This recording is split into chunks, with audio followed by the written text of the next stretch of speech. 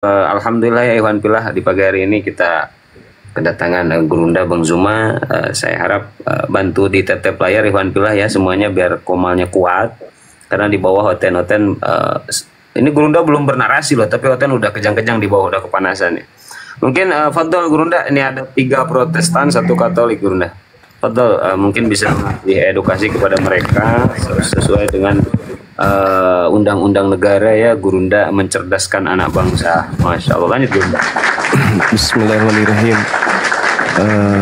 Perkenalkan, nama saya Bang Zuma. Pada teman-teman Kristen, izinkan saya kemudian mengurai tentang Roh Kudus ini berdasarkan pendekatan Al-Quran. Nanti kita akan kontraskan kemudian dengan Bible. Di dalam Al-Quranul Karim, Allah Subhanahu wa taala menjelaskan, a'udzubillahi minasyaitonirrajim. Qul nazzalahu ruhul qudus min rabbika bil haqq. Roh Kudus menurunkan Al-Qur'an dari Tuhan pencipta langit dan bumi dengan kebenaran. Jadi Roh Kudus datang membawa Al-Qur'an kepada Nabi Muhammad untuk membimbing manusia kepada semua kebenaran. Dan Roh Kudus di dalam Al-Quran itu adalah malaikat Jibril. Surah Al-Baqarah ayat 97. Qul man kana aduwwan li Jibril fa innahu nazzalahu ala qalbika biiznillah. Barang siapa yang menjadi musuh Jibril, maka ketahuilah sesungguhnya Jibril yang telah menurunkan Al-Quran ke dalam hatimu dengan izin Allah. Jadi Jibril ini adalah sama dengan Roh Kudus. Nama lain daripada Roh Kudus atau nama lain dari Jibril itu adalah Al-Amin. Wa innahu latanzilu rabbil alamin. Dan sungguh Al-Quran itu benar-benar diturunkan oleh Tuhan seluruh alam. Nazala bihir ruhul amin. Yang dibawa turun oleh Ruh Amin atau Jibril atau Roh Kudus. Nah sekarang kita lihat di dalam Al-Quran tadi Jibril itu sama dengan Roh Kudus. Nah kalau kita melihat di dalam pengajaran Bible, kita lihat bagaimana Nabi Yesus berdoa di dalam Yohanes, aku akan minta kepada Bapa dan Bapa akan memberikan kepadamu seorang penolong lain supaya ia menyertai kamu selama-lamanya, yaitu Roh kebenaran. Dunia tidak dapat menerima dia sebab dunia tidak melihat dia dan tidak mengenal dia. Tetapi kamu mengenal dia sebab dia menyertai kamu dan akan diam di dalam kamu. Jikalau penghibur yang diutus, yang kuutus dari Bapa datang, yaitu Roh kebenaran yang keluar dari Bapa, ia akan bersaksi tentang aku. Tetapi apabila ia datang, di dalam Yohanes 13, yaitu Roh kebenaran, ia akan memimpin kamu ke dalam seluruh kebenaran, sebab Roh kebenaran atau Roh Kudus ini tidak akan berkata-kata dari dirinya sendiri. Artinya dia masih pesuruh, dia bukan Tuhan. Karena dia tidak berkata-kata, melainkan sesuatu yang didengarnya, itulah yang dikatakannya. Dan ia akan memberitakan kepadamu hal-hal yang akan datang. Jadi keterangan demi keterangan dari Bible jelas mengaitkan roh kebenaran dengan penyampaian wahyu atau pesan atau ilham dari Tuhan. Dan dijelaskan bahwa roh kebenaran tidak akan berkata-kata dari dirinya sendiri, tetapi akan mengatakan segala sesuatu yang didengarnya dari Tuhan. Dengan kata lain, data-data dari kitab Yohanes jelas mengisyaratkan bahwa roh kebenaran, Roh Kudus itu tunduk kepada Tuhan dan bukan mitra yang sejajar dengan Tuhan. Ini berarti bahwa Roh Kudus tidak akan berkata-kata dari dirinya sendiri, tetapi akan mengatakan segala sesuatu yang didengarnya dari Tuhan. Dijelaskan juga di dalam kitab Yohanes ini bahwa dunia tidak melihat dia dan tidak mengenal dia. Ini berarti bahwa Roh Kudus ini atau roh kebenaran ini makhluk gaib yang hanya bisa dilihat oleh orang-orang tertentu, orang-orang pilihan Tuhan. Jadi roh kebenaran melaksanakan tugas yang sama, menyampaikan wahyu, menyampaikan pesan dengan apa yang dilakoni oleh malaikat Jibril. Karena itulah kemudian diisyaratkan bahwa Jibril atau Roh Kudus atau roh kebenaran itu dinyatakan bahwa roh kebenaran adalah Roh Kudus itu sendiri. Jika Jibril adalah penyampai wahyu, jika Jibril ada penyampai pesan, jika Jibril adalah penyampai ilham, dan jika Roh Kudus adalah roh kebenaran, dan juga adalah penyampai wahyu, dan juga adalah penyampai ilham, maka Jibril adalah Roh Kudus. Saya kira ini awal, cuman saya ingin nutup bahwasanya Roh Kudus itu sebenarnya kedudukannya tidak bisa diganggu gugat. Beliau adalah utusan Tuhan, Roh Kudus adalah utusan Tuhan. Dia yang kemudian mengajarkan para nabi, termasuk kepada Nabi Musa, termasuk kepada Yesus, termasuk kepada Nabi Muhammad. Roh Kudus memiliki peran perantara penyampai firman, seibarat kurir antara Allah dengan nabi. Dia yang mengantarkan wahyu turun naik langit ke para nabi. Sedangkan roh yang dikatakan Tuhan oleh saudara-saudara kita Kristen itu beda. Roh yang dimaksud oleh orang-orang Kristen itu adalah roh yang datang kemudian kepada Yesus, yang datang kepada Paulus. Makanya saudara kita Kristen itu memang menyembah roh. Jadi teman Kristen kita ini menyembah makhluk, yaitu roh halus atau makhluk halus yang datang kepada Paulus. Nah, sekali lagi saya katakan, di dalam pesan yang muncul di dalam 1 Yohanes 4 nomor 4, kamu berasal dari anak-anakku, dan kamu telah mengalahkan nabi-nabi palsu itu, sebab roh yang ada di dalam kamu lebih besar daripada roh yang ada di dalam dunia. Berarti ada roh penyesat yang ada di dalam dunia yang menguasai manusia-manusia yang tidak beriman kepada pencipta langit dan bumi yang betul. Nah, roh yang ada di dalam dunia inilah yang kemudian disembah, yang memalingkan kemudian sebagian dari anak keturunan Adam menyembah kepada selain daripada Tuhan. Dan keinginan-keinginan mereka ketika mereka berbicara, pasti yang keluar dari mulut mereka itu adalah dusta. Itu pasti itu. Penyembah-penyembah roh ini, kalau mereka berbicara, pasti yang keluar dari mulutnya adalah dusta. Dan itu bisa kita buktikan. Saya kira begitu sebagai pengantar dari saya. Dinda Ardiansyah, kalau mau mengambil alih silakan. Gurunda, lanjut Gurunda. Ya, tapi begini ya, karena di sini Gurunda banyak Kristennya, barangkali dari Protestan ini ada yang mewakili ya. Silahkan mau Pak Mi, mau Pak Dunia, atau mau Ibu. Yang penting satu, dan percayakan sama satu orang ya. Kalau semuanya ngomong, tahu kan kalau Kristen udah ngomong kagak bisa di stop. Silakan, siapa yang kira-kira yang mau maju dari Protestan, Pak Dunia atau Pak Mi? Silakan. Oke, saya Pak Abuya. Oh, silakan. Yang lain nyimak dulu ya, Pak Dunia sama Ibu nyimak dulu ya. Lanjut Pak Mi, silakan. Selamat pagi Bang Juma. Pagi Bang. Memang yang Abang Juma tadi paparkan kan itu kan menurut kepercayaan Abang kan. Tapi kalau bagi kami Bang, ya Roh Kudus itu sudah ada dalam diri kami semuanya umat Kristen Bang. Jadi kalau Abang Juma bilang tadi sesuai keyakinan Abang kan lain kan. Jadi kalau kami Kristen itu sudah di dalam diri kami Roh Kudus itu Bang. Begitu Bang. Baik. Saya akan buktikan pelan-pelan. Kalau yang ada pada diri orang Kristen itu bukan Roh Kudus.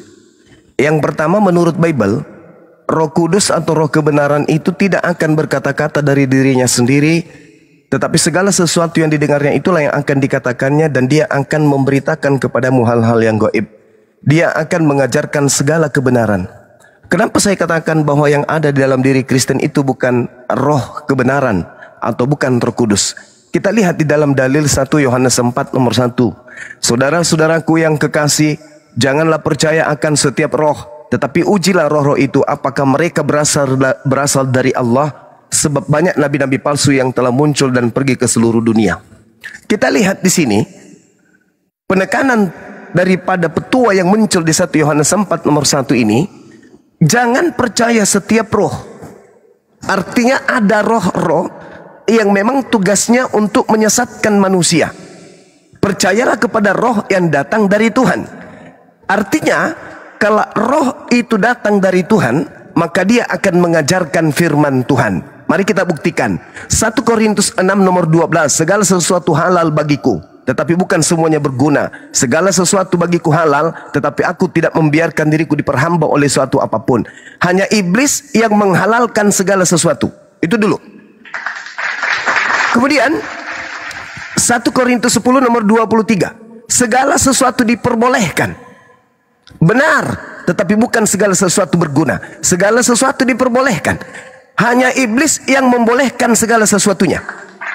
Kalau dia roh dari Tuhan, sudah pasti memiliki aturan-aturan kebenaran. Ada item-item, ada rukun-rukun, ada aturan-aturan main yang harus dilakukan oleh manusia dan yang tidak harus dilakukan oleh manusia. Tapi iblis senantiasa menghancurkan segala aturan Tuhan dengan membolehkan segala sesuatunya. Ini tanda-tanda. Terus kita lihat juga di dalam 1 Korintus 10 nomor 25, kamu boleh makan segala sesuatu yang dijual di pasar daging tanpa mengadakan pemeriksaan karena keberatan-keberatan dalam hati nuranimu. Ini tanda-tanda. Karena kalau kita berbicara mengenai roh kebenaran, roh yang datang dari Tuhan pasti membimbing manusia kepada makanan-makanan yang halal. Makanya dikatakan dalam Ulangan 4, jangan kau menambah, jangan kau mengurangi. Nah, kita lihat bukti akhir. Orang Protestan, orang Katolik, Advent, dan sekte-sekte yang lain, bahkan dalam satu gereja, terkadang kita temukan Kristen, bahkan para pendeta dengan pendeta satunya bertentangan. Mana Roh Kudus yang katanya Tuhan di dalam diri orang-orang Kristen? Adanya permusuhan antara Kristen dengan Kristen. Roh Kudusnya ngapain? Yang betul adalah ketika yang dimaksud oleh Al-Quran Roh Kudus itu adalah malaikat Jibril, maka Roh Kudus datang hanya memberikan panduan kepada manusia berupa kitab suci. Itu tugas daripada Roh Kudus. Roh Kudus menorehkan kemudian aturan dalam kitab suci. Nanti manusia apakah dia mau mengikuti aturan itu atau tidak. Jadi Roh Kudus tidak datang kepada setiap manusia, enggak. Roh Kudus datang kepada seorang nabi, nabinya kemudian menerima pengajaran dari Roh Kudus, kemudian pengajaran itu dituangkan dalam sebuah kitab. Di kitab inilah kemudian akan menjadi panduan kepada seluruh manusia. Apakah manusia itu ingin menerima dan menjalankan ajaran Roh Kudusnya atau tidak. Karena kalau tidak demikian, contoh, ketika saudara-saudara Kristen ditanya, bagaimana hukum pembagian harta warisan di dalam agama Kristen? Kita hitung 1, 2, 3, 4 sampai hitungan 2 detik sebelum kiamat, kita akan menemukan ucapan-ucapan yang berbeda-beda antara Kristen satu dengan Kristen yang lain, menandakan bahwa Roh Kudus sebagai pembimbing kepada jalan kebenaran itu tidak ada di dalam diri mereka.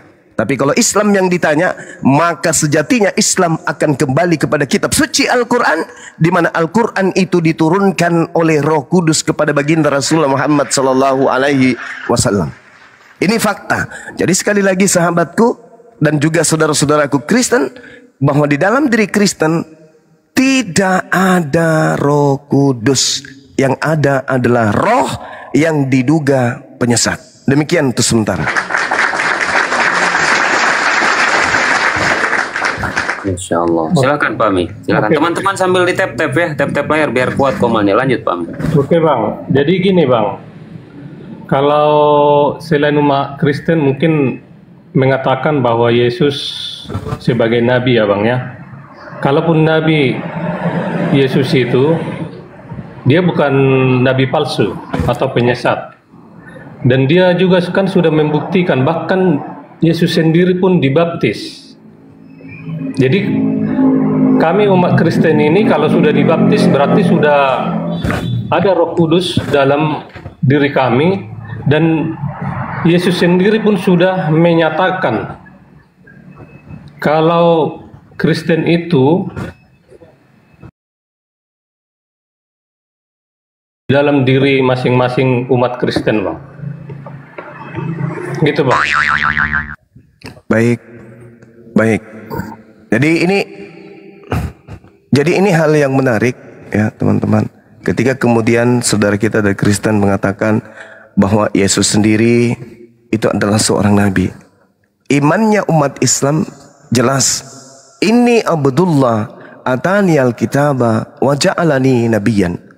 Iman daripada Islam itu ya berpatron kepada Al-Qur'anul Karim, di mana dalam Al-Qur'an menerangkan seorang anak yang lahir tanpa ayah di tengah-tengah Bani Israel itu adalah seorang nabi. Jadi iman kami Yesus nabi. Kami tidak ragukan itu. Permasalahannya hari ini adalah Yesus yang adalah nabi mengajarkan pengikutnya untuk kembali kepada hukum Taurat. Matius 5 nomor 19 kata Yesus, barang siapa yang meniadakan hukum Taurat meskipun yang paling terkecil, maka dan mengajarkan kepada orang lain, maka dia akan menempati tempat terhina di dalam kerajaan langit alias neraka. Ini pengajaran Nabi Yesus. Tapi pengajaran Yesus Kristus yang datang kepada Paulus yang diduga roh yang jahat itu mengajarkan untuk menghapus hukum Taurat. Bisikannya kepada Paulus itu bisa kita lihat di dalam Filipi 2, Efesus 2 nomor 15. Apa bisikan roh jahat yang datang kepada Paulus, yang diduga roh jahat yang datang kepada Paulus? Dengan matinya Yesus di atas tiang salib, dia telah membatalkan hukum Taurat beserta segala ketetapan, ketentuan dan aturan yang ada di dalamnya. Antara ajaran Nabi Yesus yang mengatakan barang siapa yang meniadakan hukum Taurat meskipun yang paling terkecil dan mengajarkan hal itu kepada orang lain, maka dia akan menempati tempat terhina, versus ajaran roh yang diduga mengaku Yesus Kristus. Hukum Taurat itu sudah dibatalkan dengan segala ketetapan yang ada di dalamnya. Makanya tadi muncul bisikan-bisikannya kepada Paulus, segala sesuatu halal bagiku, segala sesuatu boleh untukku, segala daging bisa kau makan. Itu bisikan-bisikan dari yang diduga sebagai roh jahat. Makanya dikatakan tadi dalam 1 Yohanes 4 nomor 1, saudara-saudaraku yang kekasih, janganlah percaya akan setiap roh. Sedangkan yang datang kepada Paulus itu adalah roh, bukan Yesus. Bukan Yesus yang Nabi Yesus. Kalau Nabi kan daging, Nabi ini daging, Nabi ini manusia. Sedangkan Paulus mengaku yang datang kepadanya bukan manusia, berarti bukan Nabi Yesus. Kita lihat dalam Galatia 1 nomor 11 nomor 12, aku menerima Injil bukan dari manusia, bukan manusia yang mengajari aku Injil, tetapi yang mengajari aku Injil adalah Yesus Kristus yang bukan manusia.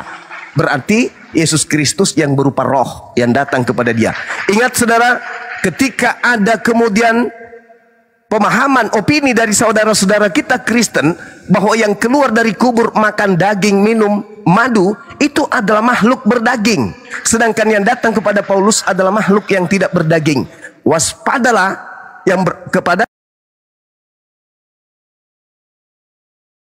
waspadalah kepada roh-roh jahat. Nah, sedangkan yang datang kepada Paulus ini adalah roh, bukan manusia, apalagi Tuhan. Ini yang ingin saya katakan kepada saudara. Kalau Nabi Yesus itu dibaptis, dia dibaptis atas nama Bapa saja. Tidak ada penambahan atas nama Bapa, atas nama Yesus, atas nama Roh Kudus. Itu nggak ada. Sedangkan setelah kejadian, orang-orang Kristen dibaptis dalam 3 Tuhan. Nah ini saudara, bukan saya mengucilkan, saya hanya ingin menggelitik hati kita semuanya, pikiran kita untuk belajar lebih jauh bahwa Roh Kudus itu adalah Gabriel, sedangkan yang datang kepada Kristen ini bukan Gabriel, bukan Roh Kudus, tetapi diduga adalah roh penyesat. Demikian.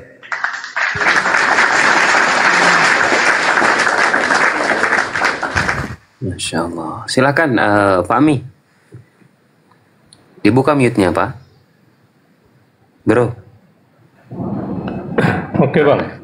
Jadi begini Bang. Oke, izin saya bertanya nih. Saya cuma bertanya. Bentar Pak Jess, setelah selesai Pak Mi ya. Pak Jess, bentar.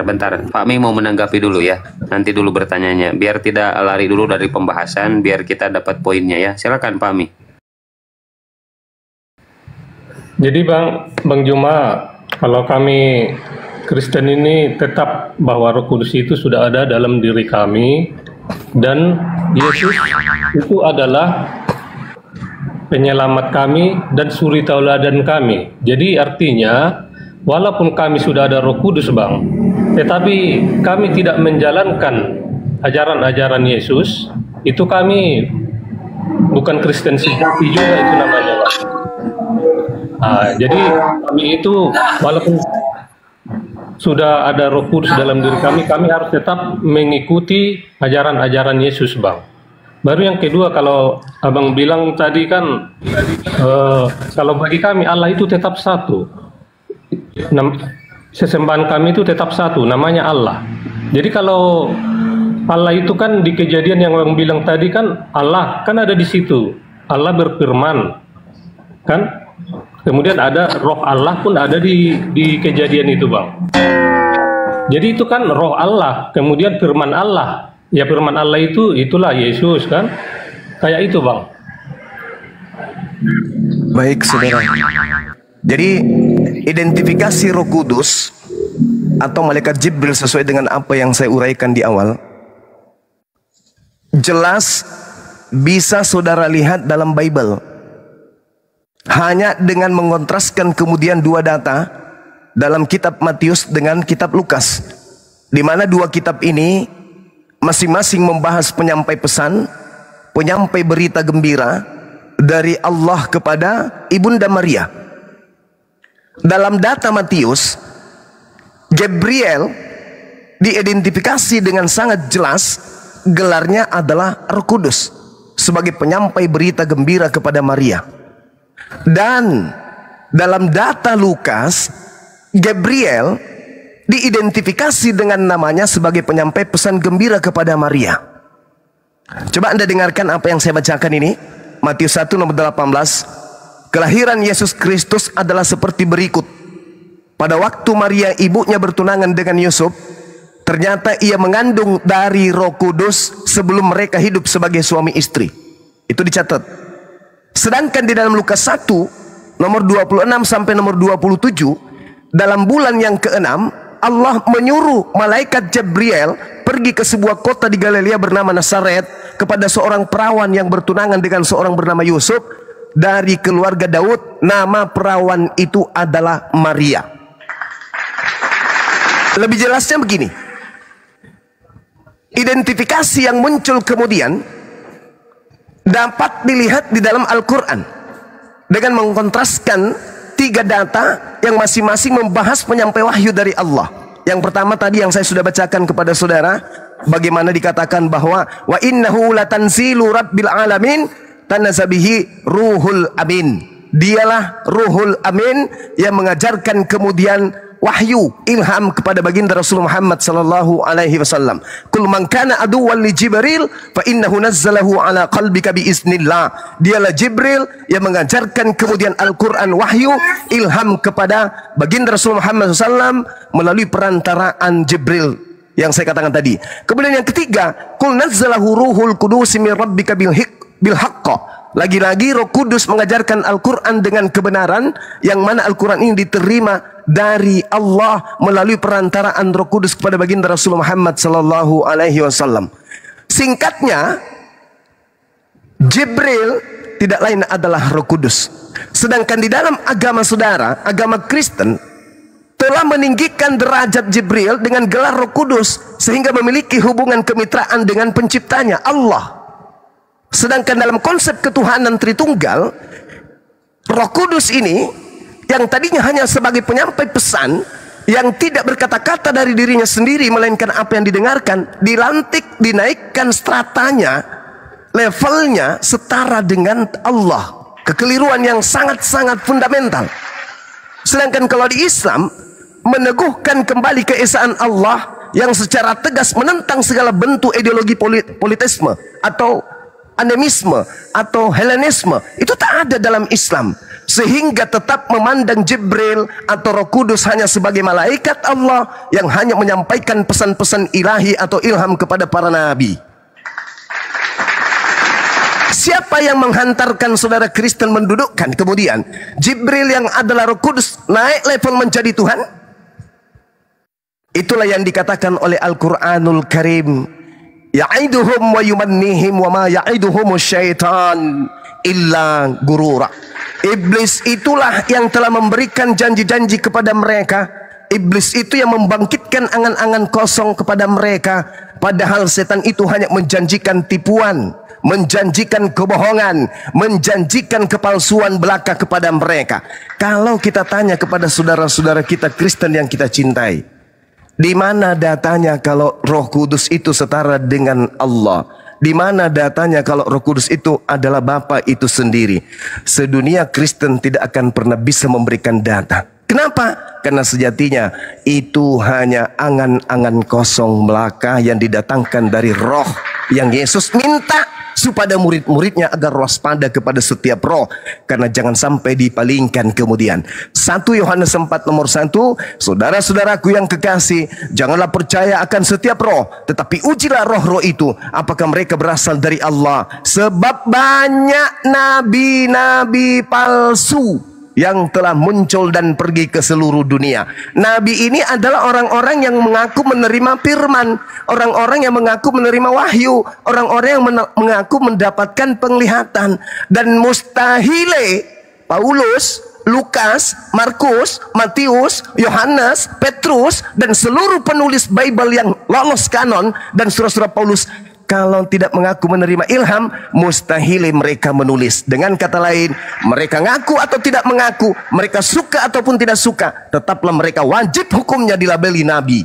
Lalu kemudian kita pretelin apakah mereka itu nabi asli atau mereka adalah nabi palsu. Jika ajarannya bertentangan dengan Tuhan, maka sudah pasti nabi palsu. Tapi kalau ajarannya berkesesuaian dengan ajaran Tuhan, maka itu bisa kita uji apakah dia nabi, benar-benar nabi. Demikian. Masya Allah, barakallah, Gurunda. Silakan, Bang Mi. Bang Mi, Yuk, silakan. Abang menyimak nggak dari tadi? menyimak. Oh, bagus. Siap. Lanjut, Bang. Lanjut, silakan ditanggapi. Kalau berdebat saya tidak pandai, pasti kalah saya dengan Bang Juma. Tapi ya Bang Juma, kalau di Kristen itu yang saya tahu murid Yesus itu yang sama Rasul Paulus itu bukan nabi tapi rasul. Artinya kan rasul berarti langsung Yesus yang memerintahkan mereka, kan gitu Bang. Jadi mereka bukan nabi palsu, mereka adalah rasul. Jadi tidak ada nabi lagi Bang. Terakhir tidak ada lagi rasul yang saya tahu di kitab kita Bang ya. Nah, itu aja komen saya Bang. Izinkan saya membacakan Kisah Para Rasul 13 nomor 1. Pada waktu itu dalam jemaat Antioquia ada beberapa nabi dan pengajar. Jadi kalau saudara mengatakan tak ada lagi nabi, ini Bible harus ditipek sini, dihilangkan kemudian sebagian. Pada waktu itu dalam jemaat di Antioquia, artinya bercerita setelah kenabian Yesus. Karena di Antioquia ini ada Barnabas, ada Paulus. Dan di situ deretan nabi-nabi yang disebutkan. Alhasil, Paulus juga duduk sebagai nabi. Pada waktu itu dalam jemaat di Antioquia ada beberapa nabi dan pengajar, yaitu Barnabas dan Simeon. Dan juga ada Lukias, ada Menachem, dan juga ada Saulus. Nabi. Nah, sedangkan saudara-saudara Kristen saya ini hanya korban dari terjemahan yang dilakukan oleh lembaga Kristen itu sendiri. Makanya biasa saya katakan lai lembaga lupa ayat Injil, karena mengada-ngadakan sesuatu pengajaran kepada umat Kristen tanpa berdasar kepada original teks, tetapi hanya seenak perut aja. Yang penting bisa memurtadkan umat Islam, apapun mereka lakukan, termasuk menggunakan istilah rasul. Rasul itu adanya berasal dari Islam. Tak ada kata rasul di luar Islam. Tetapi digunakan oleh lembaga Kristen pada tempat yang tidak seharusnya, yang jadi penyebab utama membutakan jemaat-jemaat Kristen sehingga mereka tidak bisa membedakan antara nabi dan rasul, rasul dan nabi, nabi dan rasul. Nabi ini adalah level pertama. Rasul itu tingkatannya lebih tinggi. Nabi adalah orang yang menerima wahyu dari Allah, sedangkan rasul adalah orang yang menerima wahyu dari Allah dan berkewajiban menyampaikan wahyu itu kepada seluruh umatnya. Tidak bisa menjadi rasul tanpa melalui tangga nabi. Seibarat tidak bisa menjadi sarjana tanpa melalui tangga SMA. Kalau ada sarjana tapi tidak tamat SMA, itu sarjana palsu. Kalau ada rasul tanpa melalui tangga nabi, itu rasul palsu. Dengan kata lain, rasul palsu sama dengan nabi palsu. Nabi belum tentu rasul, tapi rasul sudah pasti nabi. Tolong sampaikan kepada lembaga Bible, Bang Suma mengatakan itu. Jadi kalau lembaga Bible mengatakan Paulus rasul tapi dia bukan nabi, itu koplak. Nabi adalah orang yang menerima wahyu dari Tuhan, tidak berkewajiban menyampaikan kepada orang lain. Rasul adalah orang yang menerima firman dari Tuhan, yang berkewajiban untuk melaksanakan demi dirinya dan juga demi umatnya. Itu rasul. Jadi kalau rasul itu levelnya tinggi, nabi tidak. Nabi hanya untuk dirinya. Tapi kalau sudah rasul, itu berarti dia memiliki kewajiban sebagai nabi untuk menyampaikan risalah kenabiannya kepada umatnya. Jadi Paulus di samping kisah para rasul 13 nomor 1 mengatakan dia adalah seorang nabi. Kitabnya 13 buku ini, kalau dia bukan nabi, maka jelas bukunya bukan firman Tuhan, bukan sabda para nabi, dan juga menyatakan bahwa buku yang ditulisnya itu berasal dari bukan Yesus anak Maria. Di mana dia mengatakan bukunya bukan dari Yesus anak Maria? Galatia 1 nomor 1, nomor 11, nomor 12. Fawailul lilladzina yaktubuna alkitaba biaidihim thumma yaquluna hadza min indillah. Celakalah orang yang menulis sebuah buku dengan tangannya sendiri dan mengatakan ini dari Allah demi untuk mendapatkan kemudian keuntungan yang sedikit. Paulus menulis buku hanya untuk mendapatkan keuntungan sedikit. Apa itu?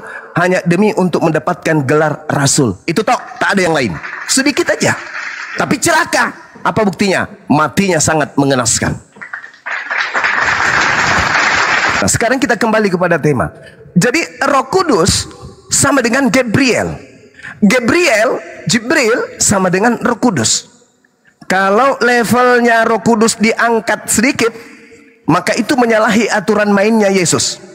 Aturan mainnya Yesus, aku akan minta kepada Bapa agar mengutus Roh Kudus, di mana Roh Kudus ketika ia datang, dia adalah Roh kebenaran yang akan memimpin kamu ke dalam seluruh kebenaran, sebab Roh Kudus tidak berkata-kata dari dirinya sendiri, tetapi segala sesuatu yang didengarnya itulah yang akan dikatakannya. Satu hal yang kecerobohan di sini. Ketika saudara saya mengatakan Tuhan kami satu, tetapi bagaimana dengan Roh Kudus yang Anda juga tuhankan? Sedangkan Roh Kudus mau ditarik pakai tali tambang sekalipun untuk naikkan levelnya, tidak akan pernah bisa. Kenapa? Karena dia adalah hakikat makhluk yang tidak bisa berkata-kata dari dirinya sendiri. Sedangkan pencipta langit dan bumi bebas. Dia memiliki sifat berkata-kata. Dia bisa mengatakan apapun sesuai yang apa yang tertulis di dalam Yesaya 55 nomor 11, Mazmur 33 nomor 9. Innama amruhu idza arada syai'an ayyaqula lahu kun fayakun. Pencipta langit dan bumi ketika hendak mengadakan segala sesuatu cukup mengatakan cing, maka semuanya jadi. Cukup mengatakan kun, maka semuanya ada. Sedangkan Roh Kudus yang ada menurut Yesus tidak berkata-kata dari dirinya sendiri. Alhasil dia bukan Tuhan, dia bukan Allah. Jadi ketika saudara menuhankan Roh Kudus, lalu Anda mengatakan saya punya satu Tuhan yaitu Allah, termasuk Roh Kudus, kekeliruan, kecerobohan yang sangat dahsyat. Karena Roh Kudus ini bukan Tuhan, tapi Anda anggap Tuhan, dan Anda anggap Tuhan Anda satu. Yang betul adalah Tuhan Anda tiga, satunya tidak bisa berkata-kata dari dirinya sendiri, yang satunya bebas mau mengatakan apa saja. Kenapa bisa demikian? Kembali kepada Al-Quran. Ya'iduhum wa yumannihim wa ma ya'iduhumu syaitan illa gurura. Yang membuat Anda punya angan-angan seperti itu adalah iblis. Karena memang dari awalnya Yesus berpesan, waspadalah kepada penyesat yang datang kepadamu dengan memakai nama Yesus dan berkata akulah Kristus. Penyesat bergelar Yesus Kristus ini, kata Yesus di dalam Matius 24 nomor 4 nomor 5, akan menyesatkan banyak orang. Sekali lagi kata Yesus, waspadalah kepada penyesat yang datang kepadamu dengan memakai namaku. Namaku siapa? Yesus. Berarti penyesat itu bernama siapa? Yesus. Dan Dia berkata, akulah Kristus. Berarti penyesat ini bergelar apa? Yesus Kristus. Mari kita ukur. Adakah sosok yang datang setelah Yesus terangkat ke langit kepada seseorang dengan memakai nama Yesus dan bergelar Kristus? Jawabannya ada. Kepada siapa Yesus yang diduga palsu ini datang? Kepada Paulus. Di mana itu tertulis? Kisah Para Rasul 9, Kisah Para Rasul 22. Paulus menuju ke Damsyik. Tiba-tiba dia mendengarkan suara dari langit dan berupa cahaya saja. Siapakah engkau Tuhan? Akulah Yesus Kristus. Makhluk inilah, roh inilah, setelah datang kepada Paulus, membuat Paulus mendirikan sebuah sekte pengajaran yang disebut Kristen. Bisikan makhluk yang bernama Yesus Kristus inilah yang menghantarkan kemudian Paulus mengobrak-abrik hukum Tuhan yang datang kepada Nabi Musa alaihissalam dengan mengatakan bahwa Taurat itu sampah, Taurat itu adalah kutukan, Taurat itu tidak membawa kepada keselamatan, Taurat itu tidak akan menyelamatkan. Yang menyelamatkan hanyalah makhluk yang datang kepadaku bernama Yesus Kristus.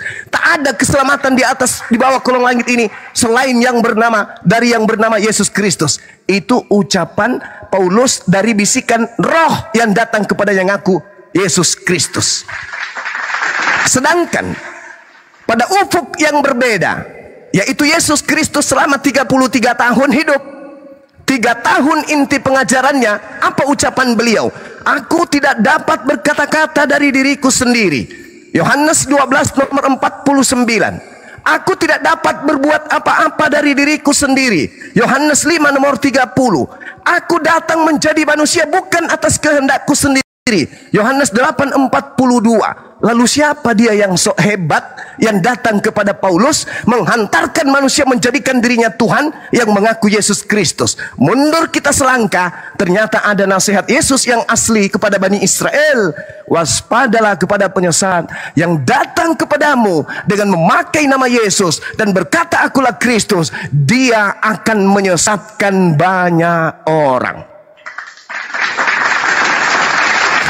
Kalau seorang atau sesosok atau seroh yang bergelar Yesus Kristus mencari pengikut, pergilah ke seluruh dunia, jadikanlah seluruh bangsa menjadi pengikutku, maka seluruh bangsa yang menjadi pengikutnya akan bergelar Kristen.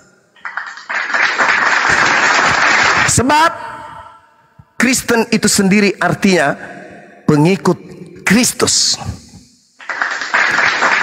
Tidak ada kata Kristen ini muncul di pengajaran Yesus dalam proses belajar mengajar pada saat dia konseling terhadap murid-muridnya Bani Israel. Nama Kristen itu tak ada. Kristen muncul berdasarkan Kisah Para Rasul 11 nomor 26 nanti di Turki, tepatnya di Antioquia. Setahun mereka bersama dengan Paulus ini. Setelah Paulus kedatangan makhluk yang mengaku Yesus Kristus, pengikutnya kemudian disebut Kristen. Dan memang diceritakan oleh asistennya Paulus sendiri dalam Lukas, dalam Kisah Para Rasul oleh Lukas, Kisah Para Rasul 24 nomor 5. Paulus ini adalah penyakit sampar yang telah menyesatkan orang-orang Yahudi di seluruh dunia yang beradab. Dan Paulus ini adalah tokoh dari sekte Kristen. Ini data. Makanya dikatakan oleh Al-Quran, wa iyaduna illa syaitanan marida. Yang mereka sembah tak lain adalah iblis yang terkutuk. Kalau ternyata Yesus betul, ucapan Yesus, Nabi Yesus anak Maria itu betul, ternyata apa yang diucapkannya itu terbukti, dan Yesus yang adalah Nabi Yesus itu bukan pembohong, maka Al-Quran benar bahwa yang disembah oleh orang Kristen itu adalah setan. Dan kalau Al-Quran benar, maka Yesus pun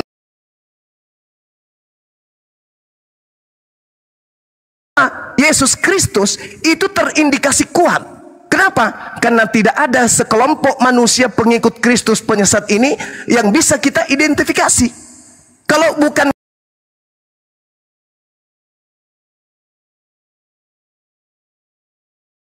Buddha, bukan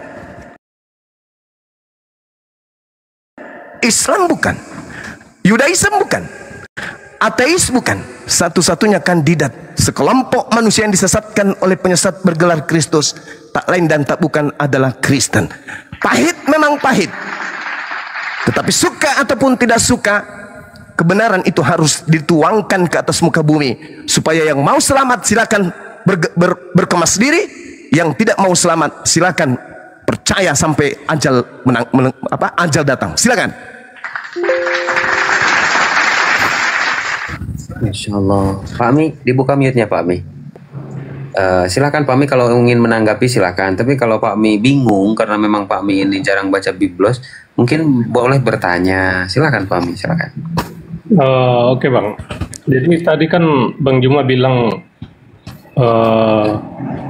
Paulus menerima perintah dari mana tadi? Iblis lah ya, bukan dari Yesus. Tapi kan kalau di kitab kita kan memang langsung menerima perintah dari Yesus, makanya dia menjadi seorang rasul. Dan satu lagi, inilah kenapa kita menyebut Yesus itu Tuhan.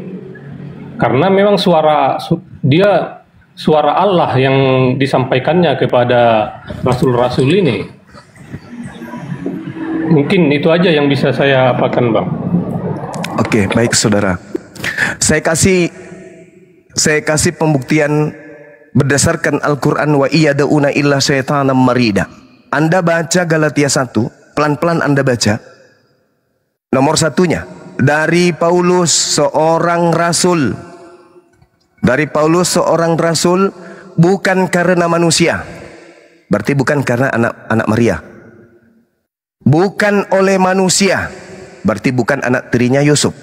Melainkan oleh Yesus Kristus. Wadaw. Yesus Kristus yang mana ini? Saya ulang. Dari Paulus seorang rasul, bukan karena manusia. Berarti bukan karena Yesus anak Maria. Bukan oleh seorang manusia. Berarti bukan anak tirinya Yusuf. Melainkan oleh Yesus Kristus. Nah, terindikasi kuat kan?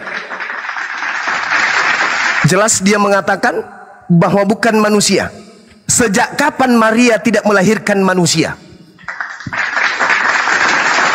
Kita loncat ke data nomor ke-11-nya, penegasan Paulus. Sebab aku menegaskan kepadamu saudara-saudaraku. Aku Paulus menegaskan kepadamu saudara-saudaraku, bahwa Injil yang kuberitakan itu bukanlah Injil manusia. Berarti bukan Injilnya anak Maria. Karena aku bukan menerimanya dari manusia. Berarti bukan diterimanya dari anak tirinya Yusuf. Dan bukan manusia yang mengajarkan Injil itu kepadaku. Berarti bukan Yesus, Nabi Yesus bukan. Sebab Nabi Yesus adalah manusia. Tetapi aku menerimanya oleh pernyataan Yesus Kristus. Aduh. Ada apa ini? Sejak kapan Maria melahirkan bukan manusia? Olehnya itu kemudian saudaraku, catat muara yang akan saya sampaikan ini. Catat.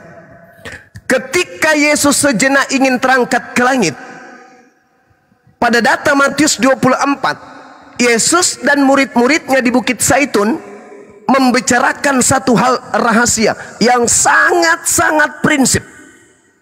Jadi sekali lagi, Yesus memanggil muridnya di Bukit Zaitun berdasarkan Matius 24, menceritakan tentang rahasia besar, rahasia yang sangat-sangat dahsyat, antara hidup dan mati, antara sesat dan selamat. Murid bertanya, wahai guru, ya paman, apa tanda kedatanganmu? Sebab engkau ingin pergi kan? Yes. Lalu ketika engkau datang, apa tanda kalau yang datang itu adalah kamu? Ini pembicaraan rahasia.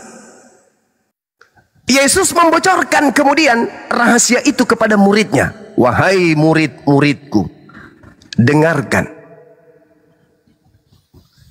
Tanda-tanda kedatanganku. Satu,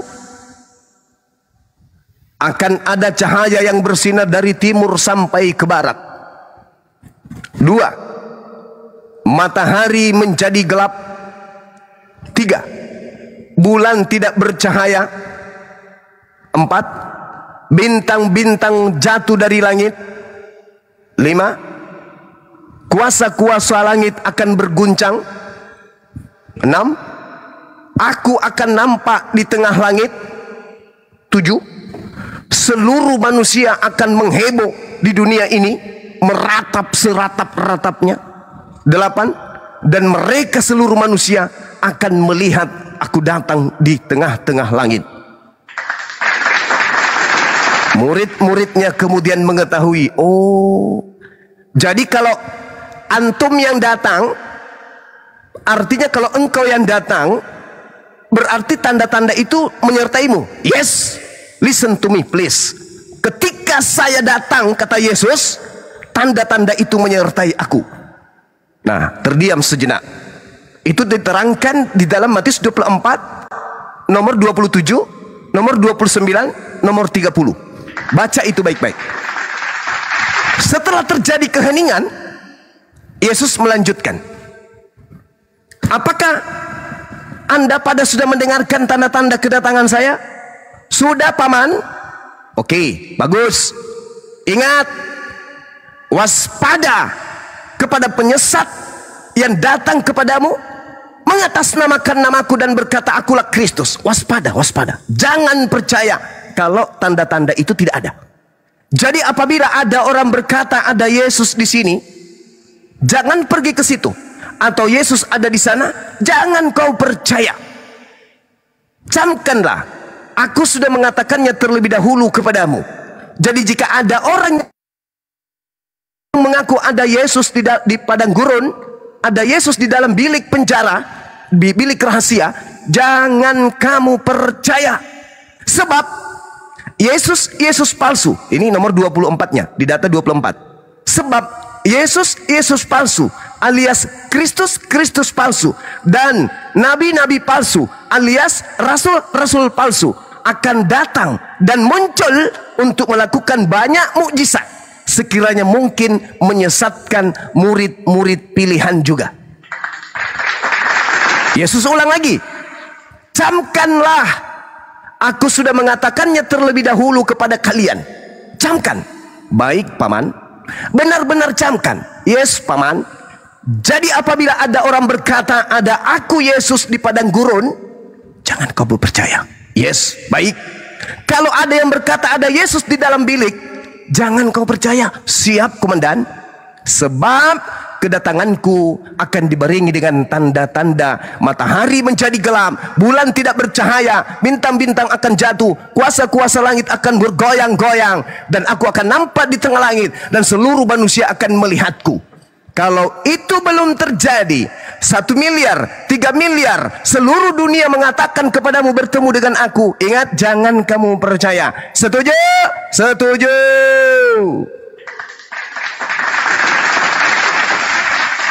Sekarang pertanyaannya, Anda percaya kepada sosok roh yang datang kepada Paulus mengaku akulah Yesus Kristus, tetapi tanda-tanda matahari menjadi gelap, bulan tidak bersinar, bintang-bintang berjatuhan, itu tidak ada mengikutinya. Apa kata Yesus? Jangan kau percaya, itu adalah penyesat. Al-Quran mengatakan di dalam surah As-Zukhruf ayat 61, Allah subhanahu wa ta'ala kemudian berfirman, A'udzubillahi minasyaitonirrajim, wa innahu la ilmul lisa'ah fala tamtarunna biha wattabi'un. Dan sungguh Nabi Isa alaihissalam, kedatangannya tersebut benar-benar menjadi pertanda akan datangnya hari kiamat. Jadi kalau Nabi Isa datang untuk yang kedua kalinya, itu tanda-tanda hari kiamat. Kata Yesus, tanda-tanda kedatanganku adalah matahari menjadi gelap. Oh, tanda kiamat dong. Bulan tidak bercahaya. Oh, tanda kiamat.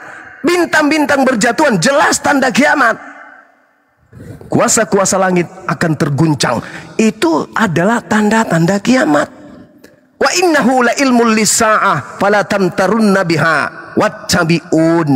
Dan sungguh dia Isa benar-benar pertanda akan datangnya hari kiamat. Makanya ketika ada seorang Islam mengaku bertemu dengan Yesus, saya terkentut-kentut. Saya tahajud bertemu dengan Yesus. Saya lihat matahari bersih-bersihan. Saya kentut lagi mendengarkan informasi kayak begitu. Ada lagi yang salat tahajud, lalu kemudian dikasih ilham katanya harus dia umroh, jual kambing, jual kandang kambing juga, jual sandal jepit, umroh. Ternyata dia sudah rencanakan sampai di Ka'bah, dia tawaf, pulang dari Mekah, dia bersaksi, aku bertemu dengan Yesus dan Yesus kulihat nampak di atas kapal loh. Saya mendengarkan itu terkentut-kentut pula. Saya banyak kentut gara-gara orang yang suka bohong bertemu dengan kesan. Ada yang sedang berpuasa, sedang menunggu waktu sahur, tiba-tiba ada angin kencang meniup jendela. Aku melihat cahaya seorang berdiri dengan jubah putih, rambut panjang, mata bersinar, wajahnya putih seperti kilat. Dan dia berkata, akulah Yesus. Akhirnya hari Sabtu juga aku ke rumah pendeta dan minta dibaptis. Lagi-lagi aku terkentut-kentut mendengarkan kebodohan dan kemahlulan orang-orang seperti itu. Sekarang kita kembali kepada tema. Salahkah Al-Quran ketika mengatakan wa innahu la ilmul lis-sa'ah fala tamtarunna biha wattabi'un?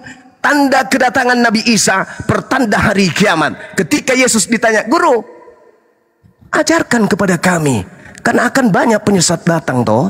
Yes. Ngaku namamu? Ya. Dia ngaku Kristus juga? Oh iya. Bisa melakukan mujizat juga? Oh bisa. Dan dia memerintahkan seluruh bangsa untuk menjadi pengikutnya? Iya. Lalu itu bukan kamu? Bukan. Apa pembeda antara dia dengan kamu, wahai guru? Kalau aku yang datang, tanda-tandanya matahari tutup, tak ada lagi belanja pakaian. Bukan matahari itu. Matahari maksudnya matahari, sumber tata surya kita, tidak lagi bercahaya, gelap. Bulan gimana? Bulan mana tahu ada lagi bulan? Tidak mungkin bulan bercahaya, matahari tidak bercahaya. Lalu kemudian bintang-bintang jatuh. Alamak, kalau bintang jatuh, bintang jauh besar kali miliar kali besarnya dibandingkan bumi. Ya hancurlah bumi ini. Berarti betul tanda kiamat itu datang ketika Yesus datang. Jadi kalau ada orang Kristen berdoa, Yesus datanglah, berikanlah rezeki. Alamak, dia minta dunia ini kiamat. Karena ketika dia datang, yang asli datang, dunia kiamat. Minta pula dia datang. Udah bosan hidup kau, bro. Jadi begitu, saudara. Sekarang Anda lihat, Anda berkaca sekarang. Anda masuk kamar, tutup jendela, tutup kamar, lihat diri Anda dalam kaca. Tanya, apakah Nabi Yesus yang mengajarkan Anda menjadi Kristen? Apakah Nabi Yesus yang mengajarkan Anda ke gereja? Apakah Nabi Yesus yang mengajarkan Anda nyanyi-nyanyi di hari Minggu? Apakah Yesus yang mengajarkan Anda mempertuhankan dirinya? Apakah Yesus yang mengajarkan merasulkan Paulus? Apakah Yesus yang mengajarkan 13 kitab? Apakah Yesus yang mengajarkan menghancurkan hukum Taurat? Apakah Yesus yang menjanjikan kemudian surga kepada orang makan babi yang tidak bersunat? Tanya, jawab sendiri. Kalau ternyata Yesus yang datang di tengah-tengah Bani Israel tidak pernah mengajarkan itu, maka silakan Anda bergegas. Silakan Anda bergegas. Jangan ego, jangan sombong, sunatkan hatimu, jangan angkuh. Kalau angkuh dan tidak mau sujud kepada perintah Tuhan, itu iblis. Karena hanya iblis yang enggan kepada kebenaran. Hanya iblis yang kemudian hidup dalam kebohongan. Hanya iblis yang mau kemudian hidup diliputi oleh dusta. Kenapa? Karena iblis sudah dijadikan sebagai penghuni neraka tetap. Dan iblis tidak ridha itu. Dia harus mencari teman. Maka dia mencari orang-orang yang tidak menggunakan akal untuk dibawa serta ke dalam neraka. Kamu percaya jadi kami. Sekarang saya serahkan kepada saudara. Data sudah saya sampaikan. Apa yang ada di dalam kitab Anda saya sudah ilustrasikan. Anda ingin menerimanya silakan. Menolaknya pun tak apa. Itu adalah hak prerogatif saudara. Silakan. Ya, sambil di tap-tap saudaraku, biar komalnya kuat, agak kelap klip ini. Pak Martin, selamat siang Pak Martin. Anda. Assalamualaikum warahmatullahi wabarakatuh. Ya, siang Bang. Waalaikumsalam Waalaikumsalam. Bang Dewa, assalamualaikum ya. Pak Martin, Katolik apa Protestan Pak Martin? Protestan. Protestan. Siapa Pak Martin? Sebentar Pak Mi dulu ya. Barangkali ada tanggapan dulu. Nanti Pak Martin boleh ya. Sabar Pak Martin, sabar. Gantian ngomongnya ya. Sepakat Pak Martin ya. Oke, mungkin inilah terakhir. Silakan Pak Fahmi, Saya silakan. salut dengan pengetahuan Bang Juma. Cuma pesan akulah, harapan saya semoga Roh Kudus datang ke Bang Juma mengikuti Bang Andika. Mati meja. Iya Bang, makasih Bang, makasih. Lanjut. Gimana Bang Mi? Udah atau Andai saja Yesus yang betul sesuai dengan tanda-tanda, saya mau bertanya kepada saudara Mi, andai saja tanda-tanda kedatangan Yesus itu ada di abad pertama menyertai kedatangannya kepada Paulus, berdasarkan pengakuan Yesus ketika berbicara tentang hal rahasia kepada muridnya, menurut saudara, kalau Yesus yang asli datang kepada Paulus hari itu, apakah dunia ini hancur atau kiamat atau tidak? Masih berlanjut sampai hari ini. Coba, berdasarkan tanda-tanda kedatangan Yesus yang asli menurut Yesus, andai saja Yesus asli yang datang kepada Paulus saat itu, maka hancurkah dunia ini atau memang biasa-biasa saja seperti yang kita alami sekarang ini? Silakan.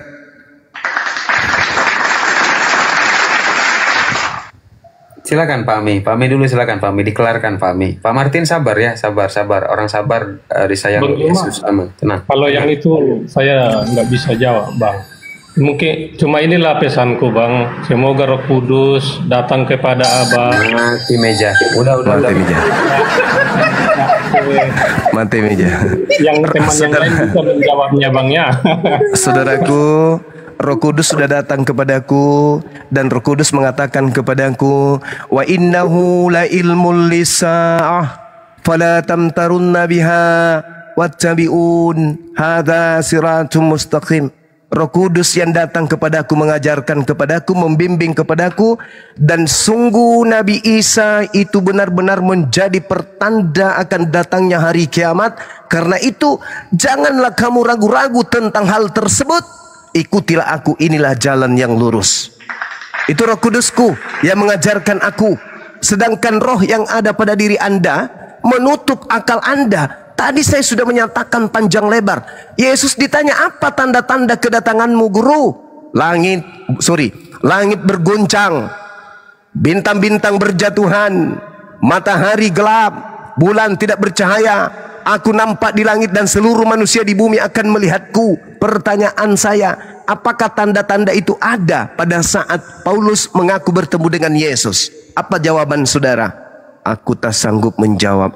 Kenapa demikian? Karena Anda berada dalam kuasa iblis. Al-Quran mengatakan, hal unabbi'ukum ala man tanazzalus syayatin. Maukah aku beritakan kepadamu, wahai Nabi Muhammad dan kaumnya, kepada siapa iblis-iblis itu turun? Tanazzalu ala kulli afakin athim. Iblis turun kepada setiap pendusta yang banyak berdosa. Apakah Anda masuk dalam kategori pendusta? Ketika Anda tahu jawabannya, tapi Anda mengatakan saya tidak tahu, saya tidak mau jawab. Apakah itu termasuk Anda? Berdasarkan Al-Quran, tanazzalu ala kulli afakin athim. Iblis datang kepada para pendusta. Jadi yang menutup akal Anda, membuat lidah Anda kaku, kemudian adalah iblis untuk menjawab dengan jujur. Tapi tak apa, masih ada waktu. Mungkin masih banyak oksigen jatah Anda untuk hidup di dunia ini. Masih banyak beras yang Tuhan siapkan untuk masuk ke dalam lambung saudara. Masih ada udara yang disiapkan Tuhan untuk Anda hirup. Masih ada matahari yang Anda harus lihat untuk Anda nikmati hidup sebelum Anda mati. Maka jadikan itu kesempatan emas untuk meraih kemenangan keluar daripada lingkaran syaitan. Silakan. Mungkin ada yang lain. Masya Allah, barakallah Gurunda. Ya, Bang Mi gimana? Ada tanggapan kalau kayak tadi mulu jawabannya kagak usah lah. Gimana Bang Mi? Saya tidak bisa menanggapi lagi. Udah nyimak dulu aja, belajar Bang Mi, baca lagi biblosnya, udah nyimak aja. Pak Martin, coba buka mute-nya Pak Martin. Ayo. Makasih saudara Mi. Doa saya buat untuk saudara supaya sehat selalu, Bang. Amin. Silakan. Makasih. Siap. Amin. Ada aja. Silakan Pak Martin, silakan ditanggapi Pak Martin, silakan. Apa yang harus ditanggapin nih? Mati meja.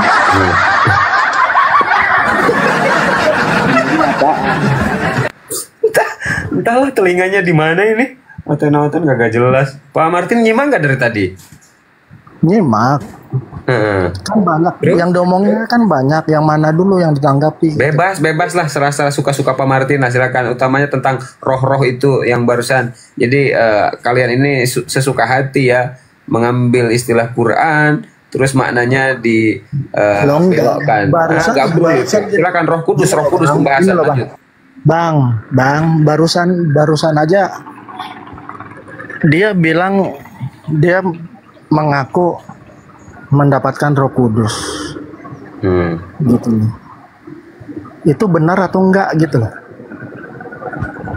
Ini gimana Bung Zumi ini nyambung kagak? Baik. Kalian kan nggak percaya Roh Kudus. Kenapa bisa ngomong seperti itu gitu? Ya, simak dulu Pak. Pasang kupingnya baik-baik Pak. Simak. Lanjut Bang Juma Fadl. Iya, baik. Jadi gini, Bung. Sebelumnya, teman-teman yang ada di bawah 2,8 manusia mata memandang ini, silakan kalau mau berinfak, bersedekah berupa gift kepada saudari kita yang ada. Ini di Palestina ya? Ya, Gurunda di Rafah. Kamu nggak percaya Roh Kudus, tapi kamu mengakui kamu bentar. Dia di Rafah, Palestina. Sabar. Oh, di Palestina. Silakan sahabat-sahabat Muslim. Kelihatannya adik kita ini lagi hidup di bawah tenda ya, di mana beliau. Sabar Bang. Habis ini kita bahas. Silakan adik-adik saya yang ada di bawah, anak-anak saya, saudara-saudara saya Muslim, berikan infak sedekah yang terbaik kepada saudara kita yang ada di Palestina. Beliau ada di sini mengharapkan bantuan kepada kita semuanya, uluran tangan kepada kita semua. Coba Anda bayangkan kalau kita yang lagi sedang berpuasa tiba-tiba negara kita ini dibombardir dengan bom, ya, tak bisa kemudian ibadah dengan sempurna, tidur tak nyenyak, dan seterusnya ya. Adik kita ini mendoakan kita, masya Allah. Silakan sahabat-sahabat Muslim yang ada di Indonesia ini memberikan infak terbaik di bulan suci Ramadan kepada anak kita yang ada di Palestina. Ya Allah, masya Allah. Silakan. Oke, saya masuk kepada pertanyaan saudara. Kenapa saudara mengatakan bahwa saudara mendapatkan bimbingan Roh Kudus? Yes. Allah Subhanahu wa taala menjelaskan di dalam Al-Qur'an. Sabar dulu kawan, sabar. Ya. Boleh enggak diskusi Anda bertanya saya menjawab? Saya tegaskan dulu Gurunda, Pak Martin, Anda ngoceh-ngoceh ketika Gurunda lagi ngomong, saya turunkan Anda. Anda tidak bisa kondusif. Simak dulu baik-baik. Kalau Anda manusia, dengarkan dulu, baru selesai Gurunda bernarasi, berbicara, baru Anda ngomong gantian. Simak dulu. Narasinya udah ngawur. Iya, udah dengarkan dulu. Ya, saya membahas tentang iman saya kok jadi ngawur ya? Kok Anda lebih tahu daripada saya? Saya yang bisa Al-Quran. Kamu aja tidak mengakui Roh Kudus. Roh Kudus itu hanya ada di Islam. Roh Kudus itu hanya ada di Islam. Di Kristen itu nggak ada Roh Kudus. Yang ada di Kristen itu pneuma hotheos atau pneuma hagios. Pneuma hagios itu artinya apa? Hantu suci. Dalilnya apa? Dalil. Qul nazzalahu ruhul kudus. Qul nazzalahu ruhul kudus min rabbika bil haqqa. Sekarang saya minta dalil dalam original teks kitabmu Yunani, ada nggak kata Roh Kudus? Ada nggak? Ada Roh Kudus dalam bahasa Yunani, ada? Ada. Hanya Kristen di Indonesia ini yang pandai-pandaian mengambil dua kata dari Quran, yaitu Roh Kudus. Di luar Indonesia orang Kristen tak mengenal Roh Kudus. Masya Allah. Terima kasih sahabat-sahabat yang berikan infak sedekahnya. Allahu Akbar, masya Allah. Melihat anak kita ini tersenyum, ya Allah ya Rabb, ya Allah ya Rabb, berikan keselamatan kepada beliau ya Allah dan keluarganya dan saudara-saudara kami Muslim yang ada di Palestina. Allahu Akbar, Allahu Akbar. Jadi gitu kawan, Roh Kudus itu adanya di Al-Quran. Di Bibelmu adanya apa? Pneuma hagios. Artinya apa pneuma? Pneuma itu hantu, hagios itu murni. artinya yang ada dalam kitabmu itu adalah hantu murni. Belajar original teks.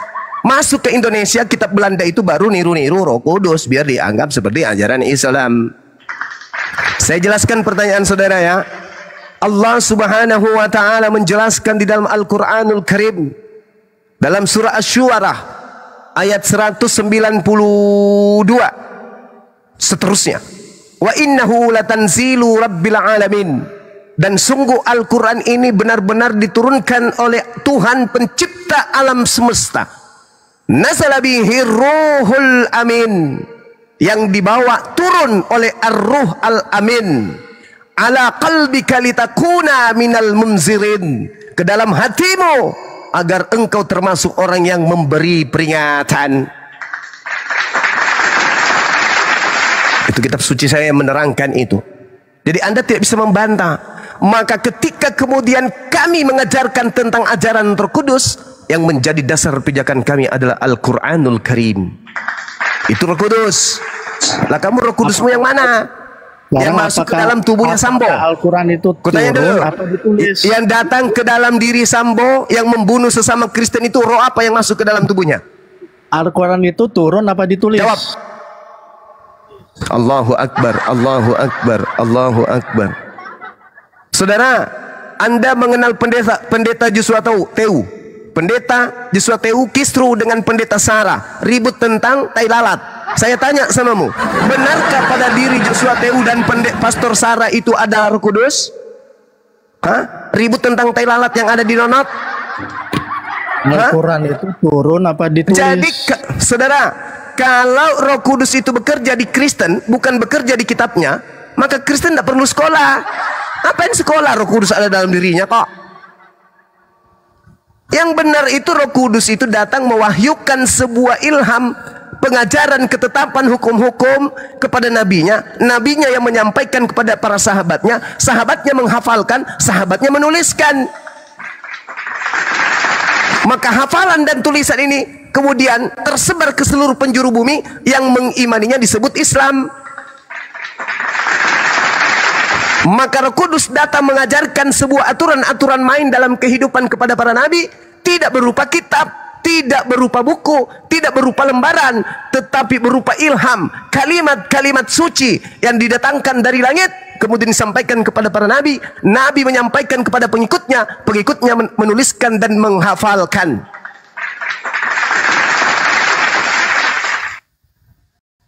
Pahami itu. Sedangkan kalau Anda mengatakan kamu punya Roh Kudus, apa pula punya Roh Kudus? Antar sekte satu sama lain cakar-cakaran. Mana Roh Kudusnya yang betul? Lah di Islam memang nggak cakar-cakaran. Berarti mereka meninggalkan Al-Quran. Berarti mereka meninggalkan Al-Quran. Kan Roh Kudusnya menuangkan. Sabar. Roh Kudusnya menuangkan segala kebenaran itu di dalam sebuah kitab bernama Al-Quran. Kalau umat Islam bertentangan satu sama lain, mereka kembali kepada Al-Quran. Kalau orang Kristen bertentangan satu sama lain, kembali kepada siapa? Ayo, kembali kepada siapa? Golongan hanya satu. Kembali kepada siapa? Kembali kepada siapa? Kalau Kristen dan Kristen bertentangan, kembali kepada siapa? Roh Kudus. Roh Kudus mengatakan apa? Yang benar adalah Advent, tidak makan babi. Roh Kudus pada Katolik dan Protestan mengatakan boleh makan babi. Roh Kudus yang benar yang mana? Yang tidak boleh makan babi atau yang boleh makan babi? 73 golongan hanya satu yang dipilih. Yes, betul. Betul. Betul itu. Yang satu ini, yang berjamaah. Yang berjamaah ini yang kembali kepada Al-Quran. Betul. Karena Roh Kudusnya bekerja di Al-Quran. Siapapun yang berpegang teguh kepada Al-Quran dan As-Sunnah pasti selamat. Nah sekarang Roh Kudus yang ada di Kristen, satu membolehkan makan babi, satu tidak membolehkan. Roh Kudus yang benar yang mana? Jawab. Apakah Al-Quran? Al-Quran. Saudara kalau belum sanggup untuk berdiskusi dengan Bang Zuma, cari yang level bawah seperti Pak Bom, seperti RK, seperti yang lain. Jangan ke Bang Zuma ketinggian. Anda belum sanggup untuk berhadapan dengan saya. Anda ke gereja biasa, turunkan celana pendeta, celap, jilat tanganmu. Mudah-mudahan Anda kemudian bisa siuman dari kesalahan. Demikian.